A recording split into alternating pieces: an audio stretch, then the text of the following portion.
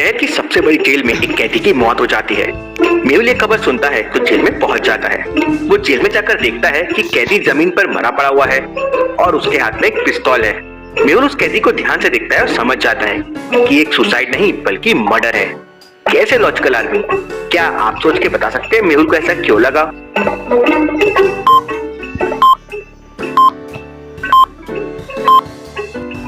ये एक मर्डर है क्योंकि कैदी के दाएं हाथ में पिस्तौल है जबकि उसके सर पर बाएं तरफ में गोली लगी हुई है।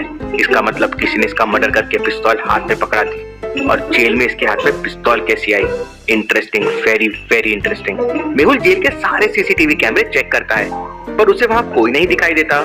रात को ना कोई जेल के अंदर आया, ना कोई जेल से बाहर गया और ना कोई ये कैदी की तरफ आया। फिर इसे मारा किसने और खून कैसे हुआ? Very interesting. मेहुल गन के फिंगरप्रिंट्स ले लेता है और उसे डॉक्टर संजना के पास भेज देता है। तभी मेहुल को एक और कॉल आता है कि शहर की दूसरी जेल में भी कैदी की मौत हो गई है। मेहुल तुरंत वहां पहुंच जाता है। वहां जाकर देखता है कि कैदी को चाकू मारा गया है और वो कालकोठरी के अंदर पड़ा हुआ है। यहाँ इंटरेस्टिंग चीज ये है कि उस कैदी के साथ जेल में 2 कैदी और हैं। क्या आप डेड बॉडी को देख के बता सकते हैं ये एक मर्डर है या सुसाइड है? अच्छे से सोचिए लॉजिकल आदमी।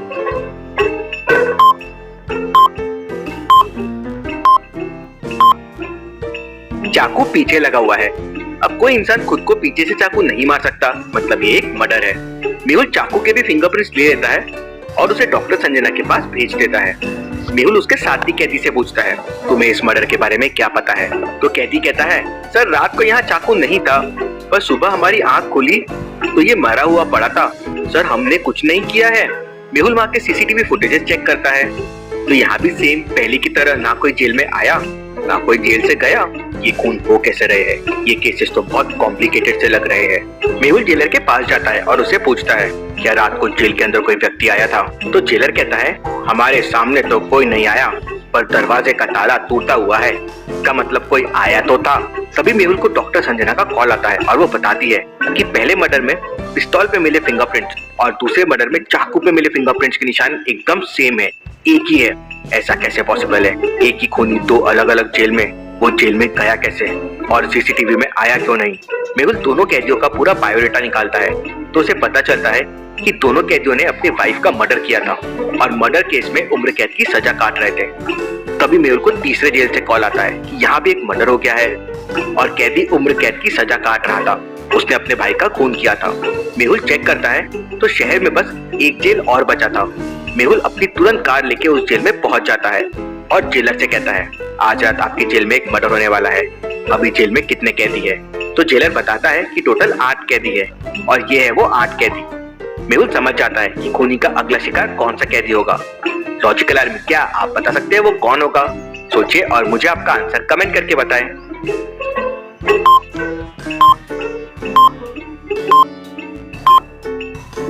खूनी सिर्फ मर्डर करने वाले कैदियों को मार रहा था और ये 8 कैदियों में सिर्फ 5th वाले ने मर्डर किया है, तो अगला निशाना जरूर यही होगा। मेहुल जेलर से कहता है, आप जेल के चारों तरफ कड़ी सुरक्षा कर दीजिए। जेल के अंदर आने और जाने वाले हर व्यक्ति की तलाशी लीजिए। अभी रात होने में काफी समय था तो मेहुल तब तक अपने मोबाइल पर 4 डिजिट कोड गेम खेलने लगता है। इसी गेम से मेहुल का ब्रेन बहुत शार्प चलता है। लॉजिकल आर्मी देखिए और मुझे बताइए, इस गेम में डोर ओपन करने के लिए 4 डिजिट कोड क्या होगा? डोर के ऊपर एक हिंट है, उसे अच्छे से देखिए। चलिए सोचिए और आपका आंसर कमेंट कीजिए।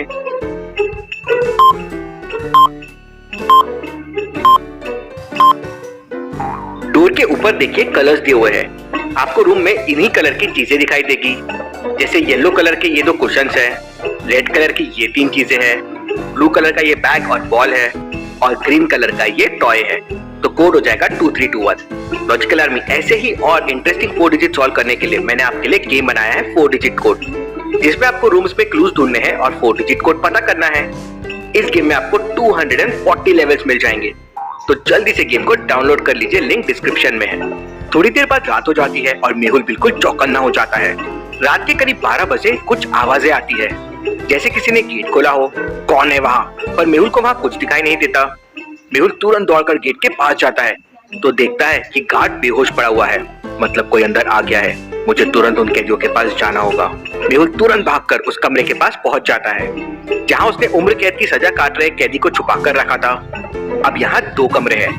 लॉजिकल आर्मी, क्या आप सोच के बता सकते हैं वो कौन सा कमरा होगा जहाँ पे वो उम्र कैद वाला कैदी है, ए या बी? सोचिए और मुझे आपका आंसर कमेंट करके बताएं।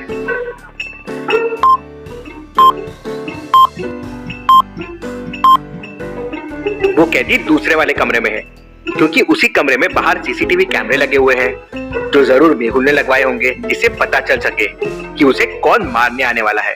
थोड़ी देर बाद वहाँ कोई अदृश्य चीज मेहुल के दोनों हाथ बांध देती है और उसके मुंह पर टेप लगा देती है और जेल का ताला तोड़ अंदर चले जाती है। मेहुल ये सब अपनी आंखों से देख रहा था। उसे यकीन नहीं हो रहा था कि ऐसा क्या है जो उसे दिख नहीं रहा है। 2 मिनट बाद वो अदृश्य चीज उस कैदी को मारकर बाहर आ जाती है। यहाँ सोचने वाली बात यह है कि अदृश्य चीज को इतनी आसानी से कैसे पता चल गया कि खूनी यही वाली जेल में है। सोचिए लॉजिकल आर्मी।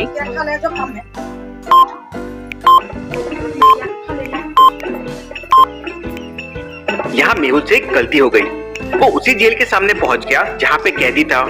उससे इस अदृश्य चीज को कैदी को ढूंढने में मदद मिल गई। सवेरा होता है, पुलिस आ जाती है। पुलिस मेहुल के दोनों हाथ खोलती है। मेहुल अभी भी यही सोच रहा था, ये कैसे संभव है, भला कोई चीज बिना देखे मेरी आंखों के सामने यहाँ से कैसे निकल सकती है। तभी मेहुल को पिछले पुलिस स्टेशन से कॉल आता है। मेहुल तुरंत वहाँ पहुंच जाता है। पुलिस मेहुल को बताती है कि पिस्तौल और चाकू पे जो फिंगरप्रिंट्स मिले थे, वो आदमी पुलिस रिकॉर्ड में बहुत बड़ा मुजरिम है।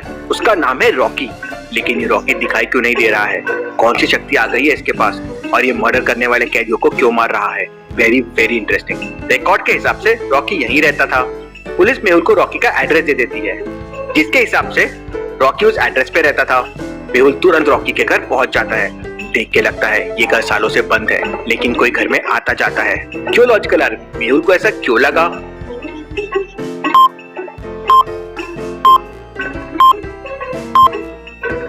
घर के साइड में देखिए, फुटस्टेप्स दिख रहे हैं। आने और जाने दोनों के हैं। अब दरवाजा तो सामने है, मतलब वहां से कोई आता जाता है।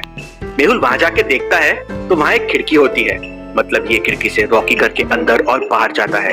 मेहुल घर के भीतर जाता है। घर में काफी साफ सफाई थी। वो आवाज लगाता है पर वहां कोई नहीं था। घर की चीजों को देखकर मेहुल समझ जाता है कि रॉकी यहीं है और दिखाई नहीं दे रहा है। कैसे लॉजिकल आर्मी? मेहुल को ये कैसे समझ जाता है? क्या आप सोच सकते हैं?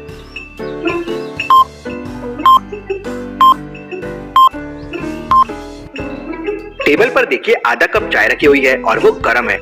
इसका मतलब रॉकी अभी यहाँ चाय पी रहा था और अभी दिखाई नहीं दे रहा है। मुझे पता है रॉकी, तुम यहीं हो, सामने आ जाओ। और अगले ही पल रॉकी मेहुल के सामने आ जाता है। भला ये कैसे संभव है? तुम किसी को दिखाई क्यों नहीं देते हो? सब संभव है। मैंने अपनी मेहनत से ये साइंटिफिक जैकेट बनाया है। इसे पहनते ही मुझे कोई नहीं देख सकता। तुमने उन तीनों कैदियों को क्यों मारा? वो तीनों हत्यारे थे और अदालत ने उन्हें उम्र कैद की सजा देकर जीने के लिए छोड़ दिया, इसलिए मैंने उन्हें मौत की सजा दे दी। 10 साल पहले कुछ लोगों ने मेरे घर में घुसकर मेरे दोस्त की हत्या कर दी थी। तब से मैं सब हत्यारों को मार रहा हूँ। मुझे कोई नहीं पकड़ सकता। ये कहकर रॉकी वहाँ से गायब हो जाता है। मेहुल तुरंत साइंटिस्ट भूल भुलैया से मिलने चला जाता है। साइंटिस्ट ने उस तक पहुँचने के लिए एक भूल भुलैया बना रखी थी। क्या आप बता सकते हैं एबीसी में से कौन सा रास्ता साइंटिस्ट तक जाता है? अच्छे से सोचिए लॉजिकल आर्मी और मुझे आपका आंसर कमेंट करके बताएं।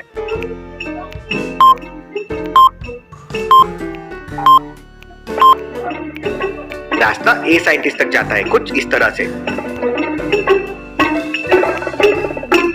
मेहुल रास्ता ए लेता है और साइंटिस्ट तक पहुंच जाता है। साइंटिस्ट मेहुल को एक चश्मा देता है और कुछ चश्मे पुलिस वालों के लिए भी देता है। इन चश्मों की मदद से मेहुल रॉकी को तो नहीं, लेकिन उसकी परछाई को देख सकता है। तभी मेहुल को खबर मिलती है इस शहर में अदालत ने मर्डर केस में एक अपराधी को उम्र कैद की सजा सुनाई है और उसे जेल भेज दिया है। मेहुल तुरंत समझ जाता है कि आज रात रॉकी इसे मारने जरूर जेल में आएगा। मेहुल पूरी तैयारी के साथ जेल में पहुंच जाता है और चश्मा पहनकर रॉकी का इंतजार करने लगता है। रात के 12 बजते हैं और रॉकी वहां पे आ जाता है। इस बार मेहुल और पुलिस वालों को रॉकी की परछाई दिख जाती है। रॉकी इस समय बल्ब के एकदम पास खड़ा है, क्योंकि बल्ब के बाएं साइड में परछाई बन रही है और वो परछाई काफी बड़ी बन रही है। इसका मतलब वो बल्ब के पास खड़ा है। इससे पहले कि रॉकी कुछ करता, मेहुल तुरंत अपना जाल उस पर फेंक देता है, जिसमें रॉकी फंस जाता है। पुलिस वालों की मदद से मेहुल रॉकी का जैकेट उतार लेता है और उसे पुलिस के हवाले कर देता है। Case solve, detective Mehul rocks.